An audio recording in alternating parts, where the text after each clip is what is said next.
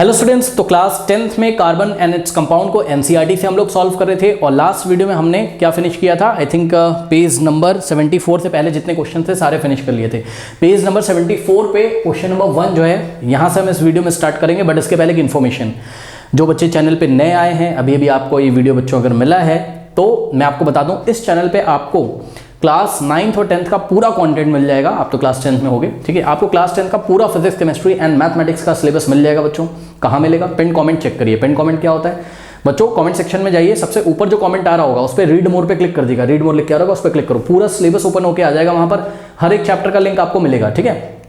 ऊपर जो लिंक मिलेंगे वहां चैप्टर्स को पढ़ाया हुआ है, नीचे जो लिंक मिलेंगे वहां पे आपको एनसीईआरटी एग्जाम्पलर के सॉल्यूशन मिल जाएंगे।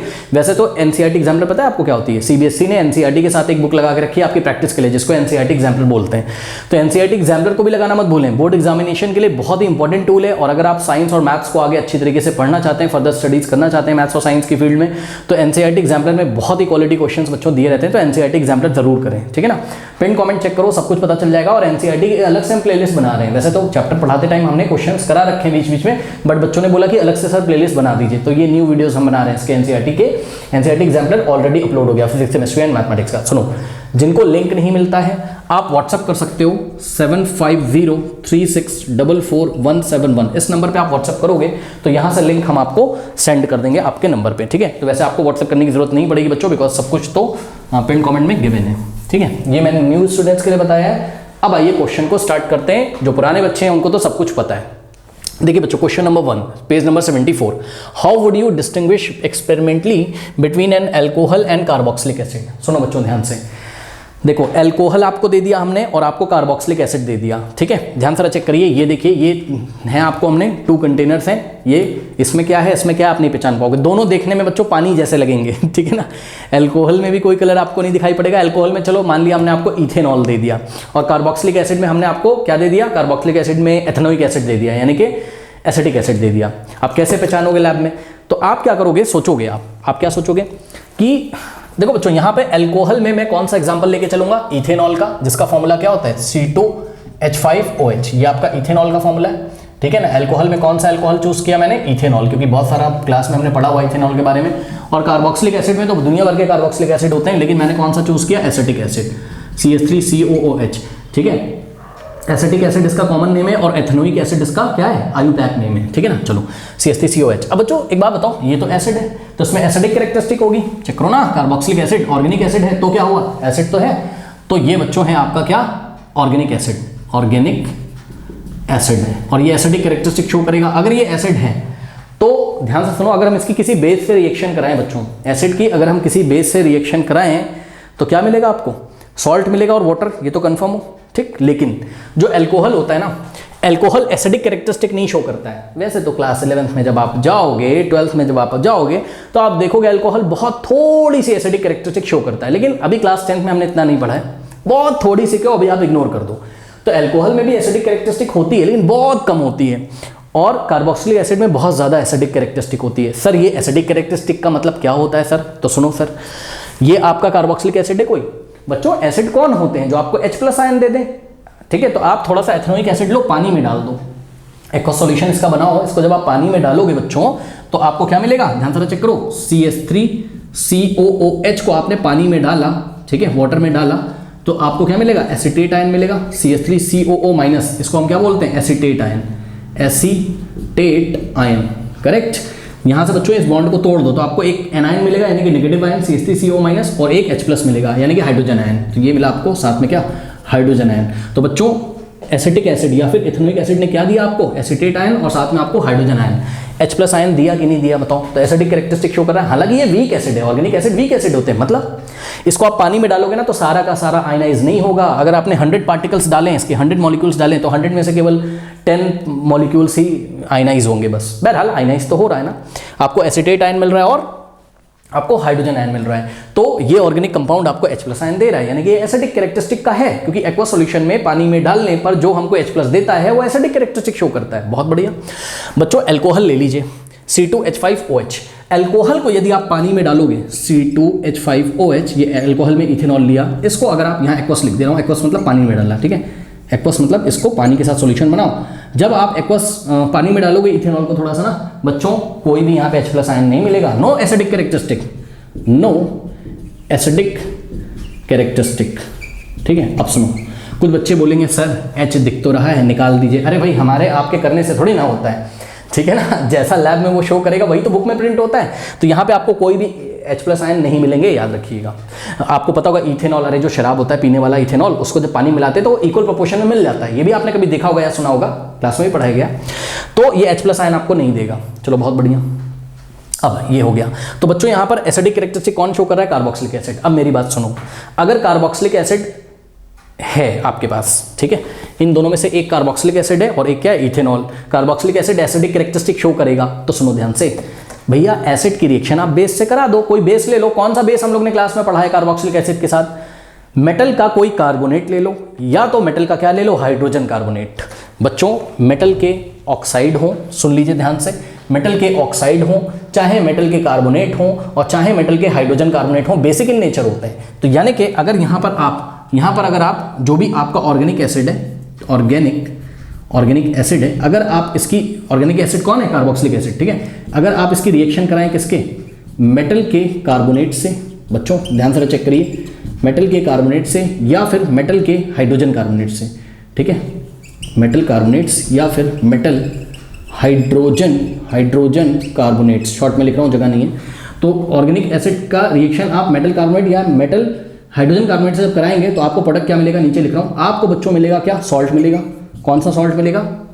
ये ऑर्गेनिक एसिड का करस्पॉन्डिंग सॉल्ट मिलेगा, वो भी हम आपको दिखाएंगे। साथ में यहाँ पर आपको कार्बन डाइऑक्साइड गैस नहीं मिलेगी, क्योंकि जब भी कार्बोनेट कहीं पे शब्द लगाओ या हाइड्रोजन कार्बोनेट लगाओ तो मैक्सिमम वहाँ पे कार्बन डाइऑक्साइड गैस निकलती है। और यहाँ पे आपको वाटर देखने को मिलेगा। तो सॉल्ट और वाटर तो आपको देखने को मिलेगा ही मिलेगा, ठीक है ना, क्योंकि न्यूट्रलाइजेशन रिएक्शन होगी। चेक करो, ऑर्गेनिक एसिड है और ये मेटल के कार्बोनेट्स और मेटल के हाइड्रोजन कार्बोनेट, ये हो गया बेसिक कैरेक्टरिस्टिक। बेस एसिड से रिएक्ट करेगा तो सॉल्ट और वाटर ही तो मिलता है। हाँ, CO2 इसलिए मिल रहा है क्योंकि कार्बोनेट यहाँ पर प्रेजेंट है, ठीक है, मेटल का कार्बोनेट या फिर मेटल का हाइड्रोजन कार्बोनेट। अब हम आइए आपको रिएक्शन करा के दिखाते हैं तो आपको यहाँ पर क्लियर होगा। तो ध्यान से चेक करिए बच्चों, यहाँ पर हमने क्या करा, एक रिएक्शन आपको हम करके दिखाते हैं। यहाँ तो जगह बची नहीं है, ठीक है ना। यहाँ पे देखिए, सबसे पहले क्या करिए, 2 टेस्ट ट्यूब ले लीजिए बच्चों। ये फर्स्ट टेस्ट ट्यूब है, ठीक है, ये फर्स्ट टेस्ट ट्यूब है आपकी, और ये है आपकी सेकंड टेस्ट ट्यूब। अब जो दोनों सैंपल उन्होंने दिए हुए हैं, ध्यान से सुनो बच्चों, आपको 2 सैंपल दिए ना, एक तो अल्कोहल दिया है, ठीक है, ये देखिए, किसी में अल्कोहल है और किसी में क्या है, कार्बोक्सिलिक एसिड। हमें नहीं पता, तो थोड़ा सा इसमें से उठा के इसमें डालो और थोड़ा सा इसमें से उठा के इसमें डालो। तो एक में क्या आ गया होगा? एक में एथेनॉल आ गया होगा, एक में कार्बोक्सिलिक एसिड आ गया होगा। ये सैंपल आ गए। क्या है यहाँ नहीं पता, यहाँ क्या है हमें नहीं पता। अब आप एक काम करो, क्या फर्स्ट टेस्ट ट्यूब में आप बच्चों क्या डालो? मेटल कार्बोनेट डालो, ठीक है ना। डालते हैं, चलो मेटल का कार्बोनेट, कौन सा मेटल का कार्बोनेट लेते हैं? सोडियम का कार्बोनेट लेते हैं। सोडियम कार्बोनेट का फॉर्मूला क्या होता है बच्चों बताइए? सोडियम कार्बोनेट Na2CO3, ये फॉर्मूला होता है। कैसे बना सर? Na पे +1 होता है, CO3 पे क्या होता है? 2 - 2 इधर आ जाएगा, 1 इधर, तो Na2CO3, ये सोडियम कार्बोनेट का फॉर्मूला आपका बनके तैयार हो गया। और इसी तरीके से सोडियम हाइड्रोजन कार्बोनेट का फॉर्मूला कैसे बनेगा? Na पे +1 होता है और हाइड्रोजन कार्बोनेट HCO3 -1 होता है, 1 इधर जाएगा 1 इधर आएगा, तो क्या बनेगा? NaHCO3। NaHCO3 को क्या बोलोगे? NaHCO3 को सोडियम हाइड्रोजन कार्बोनेट, और ये क्या है? Sodium carbonate. बच्चों सोडियम क्या है? मेटल है, मेटल का हाइड्रोजन कार्बोनेट, और मेटल का चाहे कार्बोनेट हो, कैसा नेचर का होता है? बेसिक। तो मेरी बात ध्यान से सुनिए, अगर तो आपके पास कार्बोक्सिलिक एसिड होगा, यानी कि एथेनोइक एसिड, CH3COH, सुन लो, मेटल का कार्बोनेट ले लो थोड़ा सा। पहले मैं कार्बोनेट से आपको बताता हूँ रिएक्शन, ठीक है। मेटल का कार्बोनेट लो, थोड़ा इसमें डाल दो, थोड़ा इसमें डाल दो। जिस भी टेस्ट ट्यूब में आपको ब्रिस्क एफेवेसेंस सुनाई पड़े, बुदबुदाहट की आवाज सुनाई पड़े, जिस भी टेस्ट ट्यूब में, मान लो चलो यही वाली टेस्ट ट्यूब में आपको बुलबुले उठते हुए नजर आए, बुद बुद बुद बुद आवाज आए, तो वहां पर बच्चों कार्बन डाइऑक्साइड की आवाज होती है। कार्बन डाइऑक्साइड बबल्स के फॉर्म में वहां आपको निकलती हुई दिखाई पड़ेगी। और कार्बन डाइऑक्साइड का टेस्ट क्या होता है? लाइम वाटर को ये मिल्की कर देता है। तो जो गैस निकल रही हो, जिस भी टेस्ट ट्यूब में गैस निकल रही होगी, वो गैस को आप लाइम वाटर में पास करा दीजिएगा तो लाइम वाटर को मिल्की कर देगा। और जिस भी टेस्ट ट्यूब में गैस निकल रही होगी, इसका मतलब वहां पर क्या प्रेजेंट है? एसिड प्रेजेंट है, क्योंकि एसिड ही तो बेस से रिएक्ट करेगा। और बेस के फॉर्म में आपने क्या डाला है बताओ? Sodium carbonate. आइए रिएक्शन करा के दिखाते हैं तो क्लियर होगा। देखिए कार्बोक्सिलिक एसिड यदि प्रेजेंट हुआ, और मतलब किसी भी टेस्ट ट्यूब में अगर कार्बोक्सिलिक एसिड प्रेजेंट है तो सोडियम कार्बोनेट से अगर रिएक्ट करा दोगे, मैंने क्या बताया था? ये क्या है बताओ? एसिड है, ये क्या मेटल का कार्बोनेट बोलो, यहाँ पर बेसिक इन नेचर है, एसिड बेस की रिएक्शन होगी, क्या बनेगा बताइए, यहाँ पर बनेगा क्या, सॉल्ट। सॉल्ट बच्चों बनाइए। सर कैसे बनाए सॉल्ट, भाई सॉल्ट बना लो ना, कैसे बनाओगे, ये Na2CO3 आपको क्या देगा, इसको ब्रेक करा दो आयंस में, ये देगा Na+ और CO3 2-, ठीक है। और ये एसिटिक एसिड को भी पानी में डाला था, क्या दिया था बताओ, CH3 COO- एसिटेट आयन, और साथ में क्या दिया था, H+ आयन। करना कुछ नहीं है, आपको यहाँ एनायन को कैटायन से जोड़ दो, CH3CO- को Na+ से जोड़ दो, क्या बनेगा बताओ, CH3CO- और Na क्या बन जाएगा, CH3COO, यहाँ माइनस है और यहाँ Na पे क्या है, प्लस है, दोनों जुड़ जाएंगे, इसका 1 इधर जाएगा, इसका इधर, तो CH3COO Na ये बन गया। यही तो सॉल्ट है, नाम क्या है इसका, यहाँ देखो सोडियम लग गया, और ये वाले आयन का नाम क्या है, एसिटेट। CH3CO- को क्या बोलते हैं, एसिटेट, और पीछे लग गया सोडियम, तो नाम क्या पड़ जाएगा, सोडियम एसिटेट। ये सॉल्ट बना, साथ में क्या निकलना है बताइए, CO2, तो CO2 निकलेगा, और साथ में क्या बनना है, वाटर।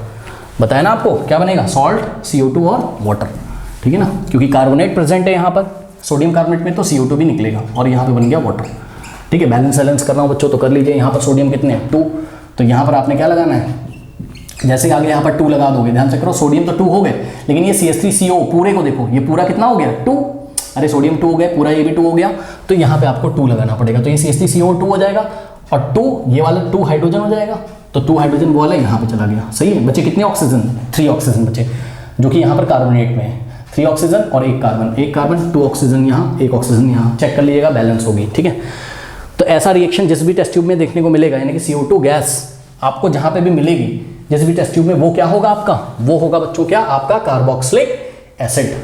और वहीं पे अगर जिस टेस्ट ट्यूब में इथेनॉल होगा, तो इथेनॉल तो न्यूट्रल होता है, वो तो एसिडिक कैरेक्टरिस्टिक नहीं शो करता है, और ना तो बेसिक शो करता है। तो इथेनॉल अगर एसिडिक कैरेक्टरिस्टिक नहीं शो करेगा, तो इथेनॉल बेस से यानी कि मेटल के कार्बोनेट से रिएक्ट नहीं करेगा। यानी कि बच्चों जिस भी टेस्ट ट्यूब में क्या होगा, इथेनॉल यानी कि C2H5OH, उसकी Na2CO3 से कोई भी रिएक्शन नहीं होगी, क्योंकि इथेनॉल क्या है, न्यूट्रल है आपका, वो एसिडिक कैरेक्टरिस्टिक नहीं शो कर रहा है, ना ही बेसिक शो कर रहा है। तो जब ये एसिडिक है ही नहीं, तो बेस से क्यों रिएक्ट करेगा, न्यूट्रल कोई न्यूट्रल जो मटेरियल होता है वो थोड़ी ना बेस से रिएक्ट करता है, बात समझ में कि नहीं। तो यहाँ पर कोई रिएक्शन आपको देखने को नहीं मिलेगी। चलो बहुत बढ़िया। लेकिन क्या आप सोडियम कार्बोनेट की जगह सोडियम हाइड्रोजन कार्बोनेट भी ले सकते थे? हाँ ले सकते थे, ठीक है ना। तो वो रिएक्शन मैं आपको यहाँ पर दिखा देता हूँ, ध्यान से चेक करो। टेस्ट ट्यूब में आप सोडियम कार्बोनेट की जगह सोडियम हाइड्रोजन कार्बोनेट भी डाल सकते थे, ठीक है। तो डाल दीजिए जरा। अगर किसी टेस्ट ट्यूब में CH3COOH होगा, यानी कि कार्बोक्सिलिक एसिड होगा, यानी कि एथेनोइक एसिड होगा, तो वो NaHCO3 यानी कि सोडियम हाइड्रोजन कार्बोनेट से रिएक्ट करेगा, तो क्या बनेगा बच्चों, फिर से वही बनना है, CH3COONA, ठीक है ना। तो यहाँ से बनेगा आपके पास CH3COONA यानी कि सोडियम एसिटेट तो बनेगा ही, प्लस CO2 निकलेगी और प्लस आपका यहाँ पर वाटर निकलेगा। ये ऑलरेडी बैलेंस होगा, इसको बैलेंस करने की जरूरत नहीं, बिकॉज यहाँ पर Na 1 है और सोडियम यहाँ पर 1 है। CH3CO एसिटेट यहाँ पे 1 है और पूरा एसिटेट भी यहाँ पर 1 है, ठीक है। अब आप चेक कर लीजिए, हाइड्रोजन 1 बचा, 1 2 हाइड्रोजन हो गए और टोटल 3 ऑक्सीजन होने चाहिए, 2 + 1 3, यहाँ पे भी 3 ऑक्सीजन और कार्बन 1 तो बैलेंस होगा, ठीक है ना। बात समझ में आई कि नहीं आई। तो सोडियम एसिटेट मिलेगा, CO2 मिलेगा, H2O, और जो निकल रही होगी ब्रिस्क एफिवेसेंस के साथ जो गैस निकल रही होगी उसको लाइम वाटर में पास करोगे, तो लाइम वाटर कैसा हो जाएगा, मिल्की, क्योंकि कार्बन डाइऑक्साइड को लाइम वाटर में पास करते हो तो कैसा कलर हो जाता है, मिल्की कलर होता है, दूधिया हो जाता है, ठीक है। ये बहुत बढ़िया बात, तो ये सब हो गया। और वहीं पर बच्चों अगर इथेनॉल वाली टेस्ट ट्यूब में C2H5OH वाली टेस्ट ट्यूब में आपने अगर NaHCO3 डाल दिया होता, क्योंकि इथेनॉल का नेचर कैसा है, न्यूट्रल है, ये एसिडिक नेचर का नहीं है, तो सोडियम हाइड्रोजन कार्बोनेट, सोडियम क्या है, मेटल, तो मेटल के हाइड्रोजन कार्बोनेट तो बेसिक इन नेचर होते हैं, बेस से तो एसिड रिएक्ट करेगा, बट ये तो एसिडिक है ही नहीं। क्यों नहीं, क्योंकि ये पानी में डालने पर H+ देता ही नहीं है, तो यहाँ पर आपको कोई रिएक्शन देखने को नहीं मिलेगी। बात समझ में आई कि नहीं। तो एग्जाम में अब इसका कैसे आंसर लिखें, एग्जाम में आंसर ऐसे करेंगे, एक तो ये वाली रिएक्शन लिखेंगे, चाहे ये वाली लिखिए और उसके साथ ये वाली भी लिखिएगा, इथेनॉल रिएक्शन नहीं दिखा रहा है। अगर आप ये वाली लिख रहे हैं तो इसके साथ आप अगर आप ये वाली लिख रहे हैं तो इसके साथ आप इथेनॉल की सोडियम हाइड्रोजन कार्बोनेट के साथ कोई रिएक्शन नहीं दिखाएंगे। ये चीज़ हो गई। अब थ्योरी में क्या लिखना है, थ्योरी में सबसे पहले आंसर में लिखना है आपको कि N alcohol is a neutral organic compound. सबसे पहले आपको बताना है कि एल्कोहल कैसा है, न्यूट्रल ऑर्गेनिक कंपाउंड है। वैसे तो एल्कोहल थोड़ा सा एसिडिक होता है, क्लास 11th में बात करेंगे उसके बारे में, ठीक है। An alcohol is a neutral organic compound whereas carboxylic acid is acidic in nature. Carboxylic acid acidic in nature है। तो we can distinguish between alcohol and carboxylic acid by using metal carbonate, कोई metal carbonate ले लीजिए जैसे कि sodium carbonate, या फिर और कोई मेटल हाइड्रोजन कार्बोनेट ले लीजिए जैसे कि सोडियम हाइड्रोजन कार्बोनेट NaHCO3। दोनों ही क्या होते हैं, बेसिक इन नेचर, तो बेस एसिड के साथ रिएक्शन करेगा। तो फिर अपनी कहानियाँ लिख दीजिएगा क्या कि टेक 2 टेस्ट ट्यूब, ठीक है, put some pieces of some quantity of sodium carbonate in both the test tube in which we get brisk effervescence. Okay, that test tube will contain what? Carboxylic acid, because the brisk effervescence of carbon dioxide is heard by us. तो ये सब कहानी आप लिख सकते हो। मैंने यहाँ शॉर्ट में 2 पॉइंट्स लिखे हुए हैं, ध्यान से चेक करो। फर्स्ट पॉइंट क्या है, the organic compound which produces brisk effervescence on adding sodium carbonate और सोडियम हाइड्रोजन कार्बोनेट, दोनों में से कुछ भी डाल सकते हो। तो जिस भी टेस्ट ट्यूब में या जो भी ऑर्गेनिक कंपाउंड आपको ब्रिस्क एफेफेसेंस दे रहा होगा, वो ब्रिस्क एफेफेसेंस कौन सी होगी? कार्बन डाइऑक्साइड की गैस की ब्रिस्क एफेफेसेंस होगी, बदबूदाहट के साथ आवाज आएगी वहां पर। Due to the evolution of CO2 gas will be carboxylic acid. If we passes this gas and if we pass this gas in lime water, then lime water become milky। तो ये कहानी भी आप यहाँ पर लिख सकते हो। और दूसरा पॉइंट आप लिख दोगे, the organic compound which has no effect on sodium carbonate और sodium hydrogen carbonate will be alcohol. जो भी ऑर्गेनिक कंपाउंड का सोडियम कार्बोनेट और सोडियम हाइड्रोजन कार्बोनेट पे कोई इफेक्ट नहीं होगा, वो क्या होगा? एल्कोहल होगा। कोई डाउट है बताइए? सिंपल है। ओके, रिएक्शन जरूर लिखिएगा। ओके, कर लीजिए। स्टूडेंट्स, क्वेश्चन नंबर 2 आपसे पूछा है व्हाट आर ऑक्सीडाइजिंग एजेंट्स। तो ऑर्गेनिक केमिस्ट्री में क्वेश्चन पूछा है। वैसे तो ऑक्सीडाइजिंग एजेंट आपको पता है कौन होंगे, बताइए। ऑक्सीडाइजिंग एजेंट ऐसे सब्सटेंस जो किसी भी सब्सटेंस का ऑक्सीडेशन कराने के लिए ऑक्सीजन प्रोवाइड कराते हैं, उनको हम क्या बोलते हैं? ऑक्सीडाइजिंग एजेंट, ठीक है ना। तो ऑर्गेनिक केमिस्ट्री में आपने 2 बहुत ही इंपॉर्टेंट ऑक्सीडाइजिंग एजेंट बच्चों पढ़े हुए हैं कार्बोनेट्स कंपाउंड वाले चैप्टर में। एक था आपका, याद करिए, एल्कलाइन पोटेशियम परमैंगनेट, और दूसरा क्या था? Acidified potassium dichromate. First oxidising agent क्या था? एल्कलाइन पोटेशियम परमैंगनेट सॉल्यूशन, या फिर और का मतलब, या फिर जो सेकंड था आपका एसिडिफाइड पोटेशियम डाइक्रोमेट सॉल्यूशन। अब इस बात को आप एक रिएक्शन से समझ सकते हैं। कैसे? ये मैं पहले भी आपको पढ़ा चुका हूं। देखिए, याद करिए बच्चों, कई बार हमने आपको पढ़ाया हुआ है कि अगर इथेनॉल का, बच्चों अगर इथेनॉल का हम क्या करा दें? इथेनॉल का अगर हम ऑक्सीडेशन करा दें, इथेनॉल का अगर हम क्या करा दें? ऑक्सीडेशन करा दें, तो ये चेंज हो जाता है किसमें? इथेनोइक एसिड में। ये चीज़ याद रखिएगा, बहुत इंपॉर्टेंट कन्वर्जन है। इथेनॉल का अगर हम ऑक्सीडेशन करा दें तो क्या बन जाएगा? Ethanoic acid. अब इथेनॉल का ऑक्सीडेशन बच्चों कराने के लिए कोई ऑक्सीडाइजिंग एजेंट तो होना चाहिए ना। समझ में आई बात? जो ऑक्सीजन प्रोवाइड कर रहा हो, तो वो ऑक्सीडाइजिंग एजेंट क्या होता है? या तो आप एल्कलाइन पोटेशियम परमैंगनेट सॉल्यूशन ले लीजिए, या तो आप एसिडिफाइड पोटेशियम डाइक्रोमेट सॉल्यूशन ले लीजिए। अब बच्चे पूछते हैं, सर ये एल्कलाइन का क्या मतलब है और पोटेशियम परमैंगनेट सॉल्यूशन का क्या मतलब है? एल्कलाइन पोटेशियम परमैंगनेट सॉल्यूशन का क्या मतलब है? इसका ये मतलब है बच्चों कि आप थोड़ा सा पोटेशियम परमैंगनेट, जो कि पर्पल कलर का होता है, ठीक है ना, पोटेशियम परमैंगनेट ले लीजिए, और पोटेशियम परमैंगनेट में वाटर तो होगा ही प्रेजेंट, उसकी टेंशन मत लो, ठीक है। पोटेशियम परमैंगनेट लीजिए और उसमें थोड़ा सा कोई बेस डाल दीजिए। बेस, अरे एल्कलाइन का मतलब क्या होता है? बेस। कोई थोड़ा सा बेस लो, सोडियम हाइड्रोक्साइड ले लो, थोड़ा सा डाल दो, हाँ, कोई भी बेस थोड़ा सा डाल दो, तो मीडियम कैसा हो जाएगा? एल्कलाइन। एल्कलाइन मतलब बेसिक मीडियम होना चाहिए, बेस प्रेजेंट होना चाहिए। तो करना कुछ नहीं, इधर से बेस लिया, इधर से पोटेशियम परमैंगनेट लिया, दोनों को मिक्स कर दिया। इसी को हम क्या बोलते हैं?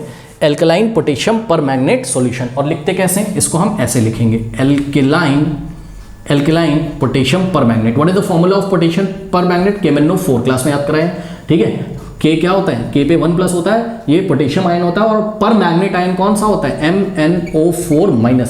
इसको क्या बोलते हैं? Permanganate ion. तो इसका 1 इधर जाएगा, इसका 1 इधर आएगा, तो क्या फॉर्मूला बनेगा? KMnO4, जिसका नाम क्या होगा? K का मतलब पोटेशियम और MnO4- क्या है? परमैंगनेट। तो पोटेशियम परमैंगनेट, और थोड़ा सा बेस मिला दिया, इसलिए एल्कलाइन पोटेशियम परमैंगनेट, और सॉल्यूशन तो है ही, क्योंकि दोनों मिक्स हो गए हैं तो सॉल्यूशन बन गया। बात समझ में आई? अगर आपको एल्कलाइन पोटेशियम परमैंगनेट नहीं लेना है, ठीक है ना, इसका कलर कैसा होता है? इसका कलर होता है पर्पल। आप लोग गूगल करके चेक भी कर सकते हैं।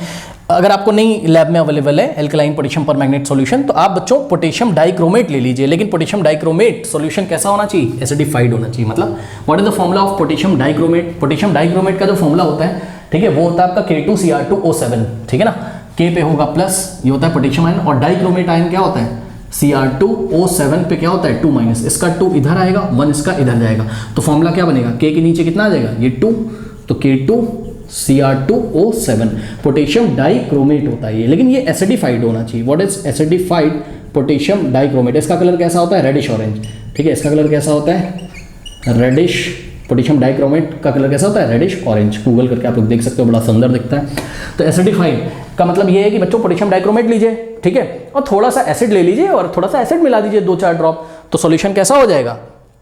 Acidified potassium dichromate solution. तो ये भी आपको ऑक्सीजन प्रोवाइड कर देगा। ये अवेलेबल है तो ये लगा दो, और अगर ये अवेलेबल है लैब में तो ये लगा दो, तो आपको इथेनॉल से क्या मिल जाएगा? Ethanoic acid. आइए हम आपको दिखाते हैं इस रिएक्शन को करके, तो आपको और कॉन्फिडेंस आएगा यहाँ पर। What is the formula of ethanol students? Ethanol का फॉर्मूला होता है C2H5OH, ठीक है ना? इतना तो सभी को पता होगा, जिनको नहीं पता है क्लास में हमने बनाना सिखाया है, चेक करो। इथेनॉल, ठीक है ना, C2H5OH, ये देखिए ये बन गया आपका इथेनॉल, ठीक है ना। इथेनॉल से जाना है आपको कहाँ पर बच्चों? आपको जाना है एथेनोइक एसिड पे। What is the formula of ethanoic acid? CH3COOH। 2 carbon का कार्बोक्सिलिक एसिड कौन होता है? CH3COH। तो CH3COOH ये हो गया एथेनोइक एसिड, ठीक है। ये हो गया आपका क्या? इथेनॉल, ठीक है। और ये हो गया क्या आपका बताइए? Ethanoic acid. तो बच्चों इस इथेनॉल में आपने क्या करना है? थोड़ा सा क्या लगाना है बताइए? या तो आप एल्कलाइन पोटेशियम पर मैग्नेट लगाइए, और नहीं अवेलेबल है तो आप क्या लगाइए? एसिडिफाइड पोटेशियम डाइक्रोमेट K2Cr2O7, और लगा हुआ या तो ये डालो या तो ये डालो, और हीट कर दो, थोड़ा सा इसको वार्म कर दो, गर्म कर दो। जब आप गर्म कर दो तो ये रिएक्शन हो जाएगी। अब होता क्या है, ये जो पोटेशियम डाइक्रोमेट है एल्कलाइन, या फिर acidified potassium, sorry alkaline potassium पर मैग्नेट है, या फिर एसिडिफाइड पोटेशियम डाइक्रोमेट है K2Cr2O7 है, ये नेसेंट ऑक्सीजन देता है। नेसेंट ऑक्सीजन क्या होता है? नेसेंट ऑक्सीजन जो ताज़ा ऑक्सीजन अभी बना हो उसको हम नेसेंट ऑक्सीजन बोलते हैं। जैसे नेसेंट कोई मतलब बच्चे ने जन्म लिया हो वैसे ही, तो जो ताज़ा ऑक्सीजन बनता है उसको हम नेसेंट ऑक्सीजन बोलते हैं। अब यहाँ पर देखिए बच्चों, यहाँ पर नेसेंट ऑक्सीजन को दिखाने का तरीका क्या होता है केमिस्ट्री में? एक स्क्वायर ब्रैकेट में ऐसे O को बंद कर दिया जाता है। O का मतलब ऑक्सीजन का एटम। देखो ताज़ा जब ऑक्सीजन बना होगा ना तो वो एटॉमिक फॉर्म में होगा, सही है ना, वो मॉलिक्यूलर फॉर्म में नहीं होगा, वो ऐसा नहीं होगा, O2 टाइप का नहीं होगा, वो नेसेंट ऑक्सीजन होगा। तो हम उसको केवल एटॉमिक फॉर्म में लिखते हैं, क्योंकि हमको पता है ऑक्सीजन के 2 एटम जब जुड़ जाते हैं तो ऑक्सीजन का मॉलिक्यूल बन जाता है। तो ये जो सॉल्यूशन है आपके एल्कलाइन पोटेशियम परमैंगनेट या एसिडिफाइड पोटेशियम डाइक्रोमेट, ये ताज़ा ऑक्सीजन पैदा करते हैं, और जैसे ही ऑक्सीजन को पैदा करते हैं, ये ऑक्सीजन के एटम जैसे ही पैदा होते हैं वो आपस में नहीं जुड़ पाते हैं, वो सीधे जाके अटैक कर देते हैं किस पे? इस एल्कोहल के साथ रिएक्शन कर जाते हैं, और इस एल्कोहल में ध्यान से चेक करिए, इस एल्कोहल में ऑक्सीजन की संख्या को बढ़ा देते हैं। यहाँ पर चेक करो C2H5OH में ऑक्सीजन की संख्या कितनी? 1, लेकिन यहाँ पर ऑक्सीजन की संख्या कितनी है? 2। तो बताओ बच्चों, एल्कोहल में यानी कि इथेनॉल में ऑक्सीजन ऐड हो गया, और एडिशन ऑफ ऑक्सीजन क्या होता है? क्या होता है? ऑक्सीडेशन ही तो होता है। तो यहाँ पर आपको नेसेंट ऑक्सीजन को किससे दिखाना है? ऐसे O से। किसने प्रोवाइड किया? इन दोनों में से कोई भी एक ले लोगे, उसने प्रोवाइड किया। तो C2H5OH और प्लस नेसेंट ऑक्सीजन, और साथ में यहाँ पर क्लास में पढ़ाया है वाटर भी बच्चों यहाँ पर निकलता है, ठीक है। मेरे ख्याल से यहाँ पर कितने ऑक्सीजन हो गए? 1 2 3 हो गए, और यहाँ पर कितने? ओनली 1 2, तो यहाँ आपको 2 लगाना पड़ेगा। 2 ऑक्सीजन, 1 2 + 1 3 हो गए, और चेक कर लो कार्बन इधर 2 है, इधर भी कार्बन 1 2, इधर हाइड्रोजन कितने हो गए टोटल? 3 + 1 कितने हो गए? 4, और 5 6, इधर देखो जरा, इधर हाइड्रोजन कितने हो गए आपके? H यहाँ पे 5 है, एक H यहाँ पर 5 + 1 6, तो ये बैलेंस केमिकल रिएक्शन है। बताइए कोई डाउट है? इथेनॉल को क्या मिल गया? क्या प्रोवाइड करा दिया? ऑक्सीजन। किसने कराया? या तो इसने कराया या तो इसने कराया, इसलिए ये दोनों क्या हैं? किसके एग्जांपल हैं ये दोनों? एल्कलाइन पोटेशियम परमैंगनेट और एसिडिफाइड पोटेशियम डाइक्रोमेट किसके एग्जांपल हैं? ये हैं ऑक्सीडाइजिंग एजेंट के एग्जांपल, क्योंकि इन्होंने नेसेंट ऑक्सीजन प्रोवाइड कराया इथेनॉल को, और इथेनॉल ऑक्सीडाइज हो गया किसमें? एथेनोइक एसिड में। कोई डाउट है बताइए? कोई डाउट है? और ये कन्वर्जन भी याद रखिएगा, ये बहुत इंपॉर्टेंट कन्वर्जन है, ठीक है ना। अब थ्योरी में क्या लिखना है आपको? आपको सबसे पहले आंसर में लिखना है, उन्होंने पूछा था व्हाट आर ऑक्सीडाइजिंग एजेंट्स, तो हम लोग लिखेंगे the substances which give oxygen. बच्चों ध्यान से चेक करिए, जो सब्सटेंस ऑक्सीजन देते हैं ना वो ऑक्सीडाइजिंग एजेंट होते हैं, ठीक है ना। किसके लिए देते हैं? ऑक्सीडेशन करवाने के लिए। आप चेक कर लो, ये इथेनॉल का क्या हो गया? ऑक्सीडेशन ही तो हुआ है एथेनोइक एसिड में, ऑक्सीडेशन हुआ इथेनॉल का एथेनोइक एसिड में। तो ऑक्सीडेशन कराने के लिए जो नेसेंट ऑक्सीजन या जो ऑक्सीजन प्रोवाइड करता है वो क्या कहलाता है? ऑक्सीडाइजिंग एजेंट कहलाता है। एग्जांपल के तौर पे एल्कलाइन पोटेशियम परमैंगनेट सॉल्यूशन और एसिडिफाइड पोटेशियम डाइक्रोमेट सॉल्यूशन। फिर इसके नीचे आप एक थ्योरी लिखोगे, ये रिएक्शन लिखोगे, फिर लिखोगे here in this reaction we see that ethanol get oxidized to what? Ethanoic acid. The nascent oxygen provided by either alkaline potassium permanganate or acidified potassium dichromate. That's why alkaline potassium permanganate or acidified potassium dichromate are the examples of oxidizing agent. कर लीजिए page number 76, question number 1. What would you be able to check if water is hard by using a detergent? अब देखो बच्चों, पहले कुछ बच्चे समझते नहीं है। देखिए मैं आपको बताऊं सॉफ्ट वाटर क्या होता है, हार्ड वाटर क्या होता है। सॉफ्ट वाटर क्या होता है और हार्ड वाटर क्या होता है, ठीक है ना। तो दोनों में डिफरेंस है। ऐसा नहीं कि सॉफ्ट वाटर को छुओगे तो सॉफ्ट होगा, हार्ड वाटर हार्ड नहीं। दोनों को आप देखोगे ना तो ऐसा ट्रांसपेरेंट दिखेगा, दोनों ही वाटर आपको ट्रांसपेरेंट दिखेगा। लेकिन सॉफ्ट वाटर में कोई भी इम्प्योरिटी नहीं होगी। इम्प्योरिटी का मतलब सुनिए, कोई भी मिनरल नहीं होंगे। और हार्ड वाटर में आपको मिनरल्स मिलेंगे। अब ये मिनरल्स कौन से होते हैं हम आपको बताएं। ये मिनरल्स बच्चों आपको मिलेंगे किसके फॉर्म में, कैल्शियम हाइड्रोजन कार्बोनेट के फॉर्म में, या मैग्नीशियम हाइड्रोजन कार्बोनेट के फॉर्म में, या कैल्शियम कार्बोनेट हो सकता है या यहाँ पर मैग्नीशियम कार्बोनेट हो सकता है। और भी बहुत सारी चीज़ें होती हैं, कैल्शियम क्लोराइड हो सकता है, मैग्नीशियम क्लोराइड हो सकता है, ठीक है ना। तो ये हार्ड वाटर में, हार्ड वाटर भी दो तरीके का होता है, एक परमानेंट होता है, एक टेम्परेरी। तो वो सब हम नहीं डिस्कस कर रहे हैं, सुन लीजिए बस। हार्ड वाटर में आपको क्या मिलेंगे, आपको कैल्शियम और मैग्नीशियम के हाइड्रोजन कार्बोनेट मिलेंगे, कार्बोनेट्स मिलेंगे, और क्या क्लोराइड्स भी मिल सकते हैं, ठीक है ना। तो मैग्नीशियम क्लोराइड भी मिल सकता है आपको, और कैल्शियम क्लोराइड भी मिल सकता है, ठीक है। तो यहाँ पर अगर आप ध्यान से चेक करो, चाहे कैल्शियम हाइड्रोजन कार्बोनेट हो, चाहे मैग्नीशियम हाइड्रोजन कार्बोनेट हो, चाहे कैल्शियम कार्बोनेट हो, चाहे मैग्नीशियम कार्बोनेट हो, चाहे मैग्नीशियम क्लोराइड हो, चाहे कैल्शियम क्लोराइड हो, तो ये क्योंकि पानी में बच्चों ध्यान चेक करिए, ये वाटर में प्रेजेंट है ये सब मिनरल्स, ठीक है ना। ठीक है, तो वाटर में प्रेजेंट है या फिर ये सब सॉल्ट्स वाटर में प्रेजेंट है, तो वाटर में ये सब सॉल्ट्स आपको आयन देंगे कि नहीं देंगे बताइए, चेक करो ना। इसको ब्रेक करो, क्या मिलेगा आपको Ca2+ आयन, और साथ में क्या अलग हो जाएगा HCO3- हाइड्रोजन कार्बोनेट। इसको छोड़ो, इसकी बात नहीं कर रहे, ठीक है। ये ब्रेक होगा तो क्या देगा आपको बताओ, पानी में पड़ा हुआ है ना ये इलेक्ट्रोलाइट्स है, Mg2+ और HCO3-। ये ब्रेक होगा तो यहाँ से भी Ca2+, CO3 2-, Mg2+, CO3 2-, Mg2+, Cl-, Ca2+, Cl-। तो आपको यहाँ कैल्शियम और मैग्नीशियम के आयन मिलते हैं, ठीक है, कैल्शियम और मैग्नीशियम के आयन मिलते हैं। तो ध्यान से चेक करो, होता क्या है कि अगर आप सोप लोगे बच्चों, क्या लोगे अगर आप सोप, ध्यान से मेरी बात सुन लो, सोप और डिटर्जेंट में अंतर होता है, ये हमने आपके क्लास में पढ़ाया हुआ है। तो सोप अगर हम लेंगे और सोप का अगर रिएक्शन आप हार्ड वाटर से कराओगे, यानी कि सोप को अगर आप हार्ड वाटर के साथ मिलाओगे तो आपको स्कम मिलेगा। स्कम क्या होता है, स्कम क्या होता है, दही जैसा बच्चों को सफ़ेद सफ़ेद आपको मिलेगा, आपको लेदर नहीं मिलेगा, झाग नहीं मिलेगा। सुन लो, सोप को हार्ड वाटर के साथ अगर आप मिलाओगे तो आपको झाग नहीं मिलेगा, ठीक है ना। झाग सोप किसके साथ देगा बताओ, सोप जो नॉर्मल सोप होता है वो किसके साथ झाग देगा, किसके साथ लेदर देगा, सॉफ्ट वाटर के साथ झाग देगा आपको, ठीक है। यानी कि अगर सोप ले हम लोग किसके साथ, सोप ले अगर हम लोग सॉफ्ट वाटर के साथ। सॉफ्ट वाटर क्या होता है, जिसमें कैल्शियम और मैग्नीशियम के आयन प्रेजेंट नहीं होंगे। यहाँ हार्ड वाटर में आपको कैल्शियम और मैग्नीशियम के आयन आपको मिलेंगे, ठीक है, और सॉफ्ट वाटर में ऐसा कुछ नहीं होगा। तो ये जो सोप होता है बच्चों, ये सोप जो होता है ये हार्ड वाटर में प्रेजेंट कैल्शियम और मैग्नीशियम के आयन से रिएक्ट करता है। सारा सोप तो स्कम बनाने में खर्च हो जाता है, यानी कि यहाँ पे आपको स्कम मिलेगा, ठीक है, दही जैसा कुछ चिपचिपा पदार्थ आपको वहाँ पर मिलेगा। क्लास में डिटेल में पढ़ा है, रिएक्शन भी लिखवाइए प्लीज़, आप वीडियोस देखिए, मैं बार बार कहता हूँ चैप्टर के, यहाँ मैं रिएक्शन नहीं लिख रहा हूँ, मैं आपको नॉर्मली बता रहा हूँ, ठीक है ना, बिकॉज यहाँ रिएक्शन पूछी नहीं तो मैं लिख नहीं रहा हूँ। और सोप अगर सॉफ्ट वाटर के साथ बच्चों करोगे तो लेदर आपको मिलेगा, आपको लेदर झाग मिलेगा बहुत सारा। लेकिन हमने क्या पढ़ा था याद करिए, हमने पढ़ा था डिटर्जेंट्स अगर हम ले लें, ठीक है, याद है आपको डिटर्जेंट्स क्या होते थे, सल्फोनेट सॉल्ट्स होते थे, long chain of carboxylic acid के। तो detergents are what, sulphonates. Sulphonate क्या होता है, SO3- Na+। सल्फोनेट्स ये सोडियम सल्फोनेट हमने लिखा हुआ है, SO3- Na+, ठीक है। तो water detergents are sulphonate salts of long chain carboxylic acid. अगर टेक्निकली इसको देखते हैं तो आप चैप्टर फॉलो करिए, ठीक है। बट बहरहाल मैं आपको बता रहा हूँ कि डिटर्जेंट्स अगर हम लोग लेंगे तो डिटर्जेंट्स जो होंगे बच्चों वो हार्ड वाटर के साथ, ध्यान से चेक करो, हार्ड वाटर के साथ, और चाहे डिटर्जेंट्स को आप ले लो किसके साथ, आप ले लो चाहे इसको सॉफ्ट वाटर के साथ। तो बच्चों डिटर्जेंट में क्या खासियत होती है कि डिटर्जेंट हार्ड वाटर में प्रेजेंट कैल्शियम और मैग्नीशियम आयन से रिएक्शन नहीं करता है, कोई स्कम नहीं बनेगा।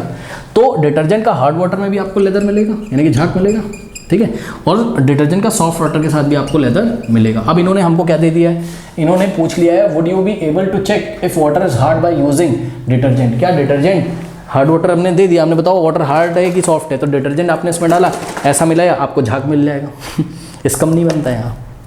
तो डिटर्जेंट की हेल्प से आप हार्ड वाटर को नहीं पता लगा सकते कि हार्ड वाटर है कि सॉफ्ट वाटर, क्योंकि डिटर्जेंट हार्ड वाटर में भी लेदर देगा और सॉफ्ट वाटर में भी लेदर देगा। क्यों, क्योंकि डिटर्जेंट हार्ड वाटर में जो प्रेजेंट कैल्शियम और मैग्नीशियम है उससे रिएक्शन करके कोई भी स्कम नहीं बनाता है। सब क्लास में डिटेल में आपको बताया हुआ है।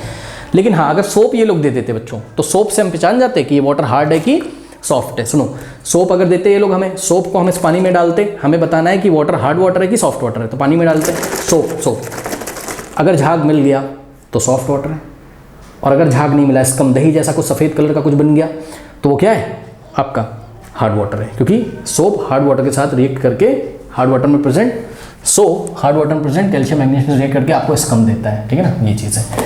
तो हमने आंसर में नो लिख दिया कि no we will not able to check if water is hard by using detergent. अब इसका रीजन लिखा, रीजन क्या है सबसे पहले बता दिया, डिटर्जेंट्स होते क्या, अगर आपको नहीं याद है तो यह लाइन आप एग्जाम में इग्नोर कर सकते हो, ठीक है, फिर भी हमने लिखवा दिया detergents are sulphonate salts of long chain carboxylic acid. नहीं याद है तो इग्नोर कर दो इसको, ठीक है। अब हम बताएंगे अनलाइक सोप, ठीक है, सोप जैसे होते हैं उससे हटकर detergents do not react with calcium and magnesium ions present in hard water, ठीक है। सोप से हटकर क्यों, क्योंकि सोप तो हार्ड वाटर में प्रेजेंट कैल्शियम और मैग्नीशियम से रिएक्ट करता है, लेकिन डिटर्जेंट हार्ड वाटर में प्रेजेंट कैल्शियम और मैग्नीशियम से रिएक्ट नहीं करता है। तो ये बात हमने लिखी, unlike soap detergent do not react with calcium and magnesium ions present in hard water to form scum, ठीक है ना। सोप की तरह ये स्कम नहीं बनाता है, कौन, डिटर्जेंट स्कम नहीं बनाता है। They give good amount of leather irrespective of weather the water is soft और हार्ड, ठीक है। दे किसके लिए लगा हुआ है, डिटर्जेंट्स के लिए, यानी कि डिटर्जेंट आपको अच्छे अमाउंट में झाग देंगे, लेदर देंगे गुड अमाउंट में, ये मैटर नहीं करता है कि वाटर हार्ड हो या सॉफ्ट हो। This means the detergent can be used in both soft and hard water, ठीक है। इस तरीके से डिटर्जेंट को सॉफ्ट और हार्ड वाटर दोनों में हम लोग यूज़ कर सकते हैं। तो क्लास में पढ़ाया है कि चाहे हार्ड वाटर चाहे सॉफ्ट वाटर, डिटर्जेंट अच्छी क्लींसिंग प्रॉपर्टी आपको देगा बहरहाल। Therefore it can not be used to check whether the water is hard और सॉफ्ट। कोई डाउट है बताइए, कर लीजिए। नाउ स्टूडेंट्स, इस क्वेश्चन को देखने से पहले आप समझ लीजिए मिसल्स क्या होते हैं। देखिए सोप का जो स्ट्रक्चर होता है, ठीक है ना, सोप एक ऑर्गेनिक कंपाउंड है, आपको पता है। सोप का जो स्ट्रक्चर होता है कुछ इस तरीके से होता है, सोप या फिर डिटर्जेंट आपका कुछ इस तरीके से होता है, ठीक है ना। सोप की बात यहाँ शायद करी जा रही है, ध्यान से चेक करिए, सोप सोल्यूशन की। तो सोप का स्ट्रक्चर कुछ इस तरीके से होता है। ये आपकी कौन सी चेन होती है, कार्बन की चेन होती है, ठीक है। और एंड पे क्या होता है आपका, यहाँ पर एंड पे आपका बच्चों पोलैरिटी होती है। पोलैरिटी का मतलब समझो ना, यहाँ पर आपको कुछ ऐसा देखने को मिलेगा प्लस माइनस, ठीक है ना। ये क्लास में डिटेल में पढ़ाया हुआ है, बट अभी आप ध्यान से बस चेक करो बच्चों। ये वाला जो एंड होगा, यहाँ कोई प्लस माइनस आपको चार्ज नहीं दिखाई पड़ रहा, तो ये होगा नॉन पोलर। और ये वाला एंड कैसा है, पोलर एंड है। पोलर आप इस तरीके से समझिए, जैसे मैग्नेट होता है ना, उसमें प्लस, उसमें मैग्नेट में नॉर्थ और साउथ पोल होता है, तो यहाँ आपको प्लस और माइनस देखने को मिल रहा है, तो हमने इसको पोलर एंड बोल दिया और इसको नॉन पोलर एंड। तो यहाँ दो एंड होते हैं। अब बच्चों ध्यान से चेक करो, वाटर का स्ट्रक्चर क्लास में पढ़ाया हुआ है, ठीक है। जिनको नहीं पता ध्यान से चेक करो बच्चों, ज़्यादा टेंशन है नहीं कुछ। वाटर का जो स्ट्रक्चर होता है वो कुछ ऐसा होता है, ये देखिए, O पे होता है माइनस, H पे होता है प्लस, ठीक है ना। यही तो होता है H2, O पे होता है माइनस, H पे होता है प्लस। तो बच्चों ध्यान से चेक करो, पोलर एंड जो होगा ना वो वाटर से अट्रैक्ट हो जाएगा, ठीक है ना। पोलर एंड वाटर से अट्रैक्ट हो जाएगा, और नॉन पोलर एंड किससे अट्रैक्ट हो जाएगा, ये सोप का मॉलिक्यूल है। सोप उठा के जब पानी में डालोगे, कपड़ा अपना डालोगे, कपड़े में क्या लगा है बताओ, डर्ट लगा है, ग्रीस लगा है, ऑयल लगा है। तो ये जो डर्ट पार्टिकल्स हैं, ग्रीस है या ऑयल है, ये भी नॉन पोलर होते हैं। सुन लीजिए मैंने क्या बोला, मैंने बोला कि आपका जो डर्ट, ग्रीस और ऑयल है, ध्यान से चेक करो, डर्टी पार्टिकल्स हैं, जो डर्टी पार्टिकल्स, आपका जो ग्रीस होगा या आपके जो ऑयली पार्टिकल्स होंगे, ये सारे कैसे होते हैं, नॉन पोलर। तो सोप का एक मॉलिक्यूल हमने आपको लेके दिखाया है, ठीक है। तो ये जो डर्ट के पार्टिकल होंगे, ग्रीस पार्टिकल होंगे या ऑयल पार्टिकल, ये कहाँ से अट्रैक्ट होंगे, ये सोप के मॉलिक्यूल है, तो ये नॉन पोलर एंड से अट्रैक्ट होंगे, क्योंकि डर्ट, ग्रीस और ऑयल भी नॉन पोलर होते हैं। नॉन पोलर मतलब जिसपे प्लस और माइनस देखने को आपको नहीं मिलेगा, ठीक है ना। तो non polar attract non polar and polar attracts polar. तो पानी भी वहाँ मौजूद है, तो ये पोलर वाला एंड किसको अट्रैक्ट करेगा, वाटर के मॉलिक्यूल को, ठीक है ना। ये वाटर के मॉलिक्यूल को अट्रैक्ट करेगा, क्योंकि आप कहीं ना कहीं बच्चों समझ सकते हैं, ध्यान से चेक करो, इस एंड पे प्लस और माइनस है, तो वाटर का अगर स्ट्रक्चर आप बना लो यहाँ पर O और ये हो गया H, O पे होता है माइनस, H पे होता है प्लस, ठीक है। ये प्लस वाले को कौन खींचेगा, माइनस वाला, और ये प्लस किसको खींचेगा, माइनस को। तो ये पानी इस वाले एंड को अट्रैक्ट कर लेगा, और जो डर्ट ऑयल है वो यहाँ पर अट्रैक्ट हो जाएंगे। ये सोप का एक मॉलिक्यूल है, सोप के दूसरे एंड, कौन से एंड पे, नॉन पोलर। नॉन पोलर होता है आपका डर्ट, ग्रीस और ऑयल। तो नॉन पोलर एंड किसको अट्रैक्ट करेगा, नॉन पोलर को, और पोलर किसको अट्रैक्ट करेगा, पोलर को, ठीक है। अब सुनो, केमिस्ट्री की भाषा में दो शब्दों का यूज किया जाता है बच्चों, उसको आप देख लो। ये जो पोलर एंड है, इसी पोलर एंड को हम लोग बोलते हैं hydrophilic and, hydrophilic and, hydrophilic END and, hydrophilic and. Hydrophilic मतलब हाइड्रो मतलब बच्चों पानी, और फिलिक मतलब लव करने वाला, पसंद करने वाला। यानी कि ये वाला जो एंड होता है ये पानी को पसंद करता है, तो ये पानी से चिपक जाता है, ठीक है। और ये वाला जो एंड है इसको हम बोलते हैं हाइड्रोफोबिक। जो नॉन पोलर एंड होता है सोप मॉलिक्यूल का, उसको बोलते हैं हाइड्रोफोबिक एंड। बच्चों हाइड्रो मतलब पानी, फोबिक मतलब उससे दूर, उससे डरने वाला, उससे दूर जाने वाला, यानी कि ये वाला एंड पानी से बच्चों दूर जाएगा तो किसके पास आएगा, ये ऑयल ग्रीस या किसके पास आएगा, ऑयल ग्रीस या फिर जो भी डर्ट के पार्टिकल्स हैं उनके पास आएगा। अब अपना दिमाग लगाइए जरा, दिमाग कुछ इस तरीके से लगाइए बच्चों। आपने क्या मेले में वो वाली बॉल देखी है जिस बॉल में साइड से ऐसे प्लास्टिक के छोटे छोटे पार्ट्स निकले रहते हैं, बड़ी मुलायम बॉल होती है, उसमें लाइट भी जलती है, अगर आपने कभी देखा हो ठीक है, नहीं देखा, हाँ बताओ वो बॉल कैसी होती है, ऐसे रेशे निकले होते हैं ना इसमें से, ये ऐसे, ठीक है, ये बॉल देखिए, नहीं देखी, चलो सो कोई बात नहीं। अब ध्यान से बच्चों अपना दिमाग लगाइए जरा, ये तो सोप का एक मॉलिक्यूल हमने दिखाया है, ठीक। अब सोप के तो बहुत सारे मॉलिक्यूल्स हैं। अब देखो डर्ट पार्टिकल यहाँ पर बीच में ऐसे, ये देखो ये डर्ट पार्टिकल यहाँ, ठीक है, तो ये सोप का मॉलिक्यूल, एक मॉलिक्यूल आया, तो ध्यान से करो एक मॉलिक्यूल आया, ये वाला एंड कौन सा, हाइड्रोफोबिक, हाइड्रोफोबिक किसको पकड़ लेगा, नॉन पोलर ना हाइड्रोफोबिक, ग्रीस के पार्टिकल को पकड़ लिया। ये वाला एंड कौन सा है, प्लस और माइनस, तो ये वाटर से चिपक गया। फिर दूसरा मॉलिक्यूल आएगा, दूसरे मॉलिक्यूल का हाइड्रोफोबिक एंड किसको पकड़ेगा, ऑयल या ग्रीस को, और जो पोलर एंड है वो कहाँ से चिपक जाएगा, वाटर से। इसी तरीके से तीसरा मॉलिक्यूल आएगा, ये सब सोप के मॉलिक्यूल दिखा रहा हूँ मैं, ठीक है। तो हाइड्रोफोबिक एंड, ये देखिए ग्रीस का पार्टिकल है, ये सेंटर में कौन है, ग्रीस या फिर डर्ट या फिर ऑयल, आप कुछ भी बोल सकते हो, जो कि नॉन पोलर से चिपक गया, और ये प्लस और माइनस वाला एंड किससे चिपक गया, वाटर से। ये तो 2 डायमेंशनल में हम आपको दिखा रहे हैं, क्या आप 3D में सोच सकते हैं। ऐसा ही एक मॉलिक्यूल बच्चों ऐसे होगा, चेक करो, निकल के ऐसे बोर्ड से बाहर आ रहा होगा, जिसका एक एंड यहाँ से चिपका होगा, एक एंड बाहर, तो एक बॉल बन के आ जाएगी, दिमाग लगा सकते हो, एक बॉल बन के आ जाएगी, नहीं समझ में आई बात। गूगल पे देखिएगा मिसल्स क्या होते हैं, ये सेंटर में ग्रीस पार्टिकल, ये सेंटर में ग्रीस पार्टिकल, इसको इधर से भी एक मॉलिक्यूल ने घेरा हुआ है, इधर से भी, इधर से भी, इधर से भी, इधर से भी, इधर से भी, इधर से भी, तो देखने से ऐसा लगेगा कि सेंटर में कोई पैक है, और सेंटर में कौन पैक रहता है, ऑयल या डर्ट के पार्टिकल, और किनारे किनारे ऐसे रेशे निकले हुए हैं, समझे, ये मॉलिक्यूल्स निकले हुए हैं। तो कुछ ऐसा डायग्राम बन के आ जाएगा कि नहीं आ जाएगा,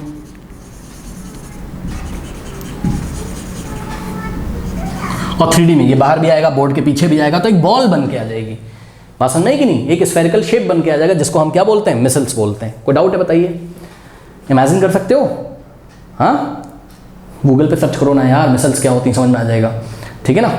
तो 3 डायमेंशनल फिगर होता है, हमने आपको 2D में दिखाया है। इसी तरीके से कुछ मॉलिक्यूल्स इधर जाएंगे तो एक बॉल बन जाएगी ऐसे करके। कोई डाउट है बताओ, इस बॉल के बीच में बच्चों कौन पैक है बताओ, डर्ट के पार्टिकल या क्या, ऑयल के पार्टिकल। अब सुनो, ये जो मिसल होता है, ये एक मिसल हमने आपको दिखाया है, ये एक मिसल जैसे बहुत सारे मिसल्स होते हैं। तो जब आप ध्यान से सुनिए, आपने पानी लिया, ठीक, ये देखिए ये कंटेनर में आपने पानी लिया, और इस पानी में आपने सोप सॉल्यूशन डाला, क्या डाला, सोप सॉल्यूशन डाल दिया। फिर इसमें आपने कपड़ा डाला कोई, जिसमें क्या लगा है, डर्ट, ग्रीस, ऑयल, ये सब कपड़ा डाला ऐसा, ठीक है। अब इस कपड़े को एजिटेट किया जाता है। एजिटेट करने का मतलब है सोप सॉल्यूशन में निकालने के बाद या तो इसको मारते हैं बच्चों ऐसे किसी स्टोन पे, जोर जोर से, आपने धोबी को कपड़े धोते हुए देखा होगा, उसको मारा क्यों जाता है, या तो कोई कोई क्या करता है, पैडल जो होता है, पैडल नहीं होता ऐसा, मुंगरा जो बोलते हैं जिसको, मुंगरे से ऐसे पीटते हैं उसको, ऐसा मारते हैं, या तो फिर क्या करते हैं, ब्रश लेके ऐसा साफ करते हैं, आपने देखा होगा।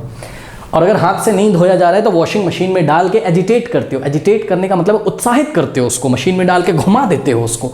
क्यों घुमाते हो मशीन में डाल के, क्योंकि बच्चों जैसे ये कपड़े आपने अंदर डाले, ठीक है ना, सोप के मॉलिक्यूल्स ने डर्ट पार्टिकल्स को पकड़ लिया होगा, और पकड़ने के बाद ऐसे मिसल तैयार कर दिए होंगे। ऐसे कितने मिसल्स होंगे, तो जवाब है इनफाइनाइट, बहुत सारे मिसल्स होंगे। तो यहाँ पे देखिए, यहाँ पर सोप सॉल्यूशन में बहुत सारे ये मिसल्स हैं, ठीक है ना, ये बहुत सारे मिसल से कपड़ा जब बाहर ऐसा निकालोगे बच्चों, ठीक है, तो ये जो क्लॉथ आपने बाहर निकाला जिसको आपको साफ करना है, ये कपड़ा है, इस कपड़े में बहुत सारे मिसल्स चिपके हुए हैं, चेक करो, बहुत सारे मिसल्स चिपके हुए हैं। आपको इन मिसल्स को हटाना है बच्चों, इसको मिसल्स को हटाना है, तो आप ब्रश मारते हो उस पर, ऐसा ब्रश मारोगे तो जो मिसल्स हैं, छोटे छोटे जो पार्टिकल्स हैं, मिसल्स जो बने हैं, जो कि स्फेरिकल शेप के हैं, जिनमें खासियत क्या है, बीच में क्या है, बीच में ऑयल पार्टिकल या डर्ट पार्टिकल है वहाँ पर, और बाहर साइड में क्या है, पानी। बस नहीं, जब आप ऐसा ब्रश मारते हो तो पूरा मिसल ही हट जाता है। जब मिसल हटता है तो पानी भी निकलता है उसके साथ, पानी तो है ही उसके किनारे किनारे, लेकिन बीच में कौन है, बीच में आपको ऑयल या फिर ग्रीस के पार्टिकल, साफ हो जाएगा, मारोगे ऐसा साफ हो जाएगा।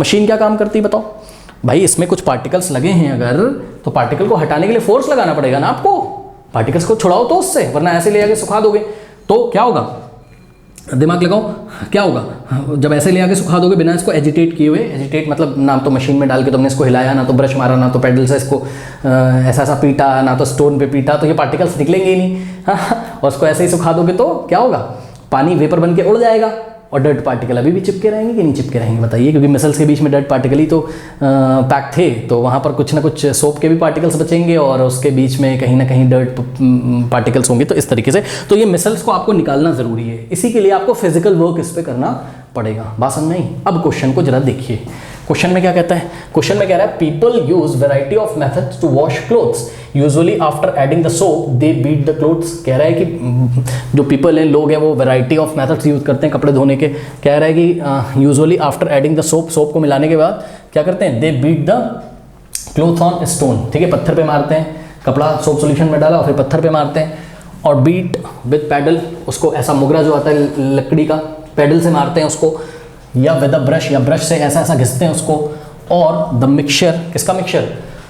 सोप सॉल्यूशन का मिक्सचर और जो कपड़ा आपने डाला हुआ है उसका mixture is agitated in a washing machine. उसको वॉशिंग मशीन में डाल के ऐसा मोटर उसका चला दिया जाता है तो वो घूमता रहता है लगातार। ऐसा क्यों करते हैं? कह रहा व्हाई इज एजिटेशन। एजिटेशन का मतलब होता है किसी को उत्साहित करना, ठीक है। यहाँ पे उत्साहित करने का ही मतलब है कपड़े को आप डिस्टर्ब कर रहे हो, ऐसा घुमा घुमा कर या उस पर ब्रश मारकर। क्यों एजिटेट करते हो ये आप सोप सॉल्यूशन के साथ कपड़े को? क्यों उसको बीट करते हो, क्यों मारते हो, क्यों उस पर ब्रश मारते हो?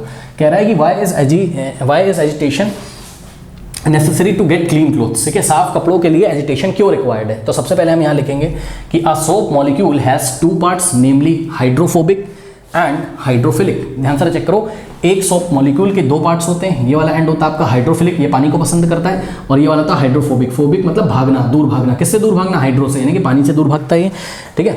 With the help of these it attach to the grease और dirt particles and form cluster called micelle. इस तरीके से ये जो हाइड्रोफोबिक एंड है वो किसको पकड़ लेता है? डर्ट पार्टिकल को। एक क्लस्टर, क्लस्टर मतलब ऐसा गोल सा एक गुच्छा बना देता है, ठीक है, जिसको हम क्या बोलते हैं? मिसल। MICELLE, गूगल करके देखिए मिसल क्या होता है, ठीक है। When the clothes wetted in soap solution is agitated or beaten, क्या लिखा हुआ है? When the clothes wetted in soap solution, जो कपड़े सोप सॉल्यूशन में गीले हो जाते हैं, वेट हो जाते हैं, सोप सॉल्यूशन इज एजिटेटेड और बीटन। जब इसको एजिटेट किया जाता है, इसको उत्साहित किया जाता है, मशीन में डाल के घुमाया जाता है, इसको बीट किया जाता है, मारा जाता है, तो क्या होता है? द मिसल्स कंटेनिंग ऑयली और grease dirt particles get removed. इस तरीके से ये जो मिसल्स हैं, जिसके अंडर में क्या पैक है? ये जो स्फेरिकल शेप है, इसके अंडर में क्या पैक है?